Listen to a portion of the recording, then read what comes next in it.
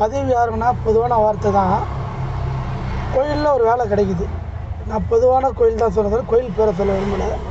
கோயிலில் வேலை கிடைக்குது. கோயிலில் பர்மனெண்ட்டாக ஸ்டாப் ஆகிட்டான். மாதம் 40,000 45,000 50,000 சம்பளம் வாங்குறான். கஷ்டப்படுற வேலையே கிடையாது. கோயிலில் உட்கார்றது வந்து நல்ல வேலை தான், நோவாத வேலை தான். இருக்குது ரொம்ப கஷ்டப்படுற வேலை கிடையாது கோயிலில். சில பேர் தான் அது கஷ்டப்படுற வேலை இருக்குது.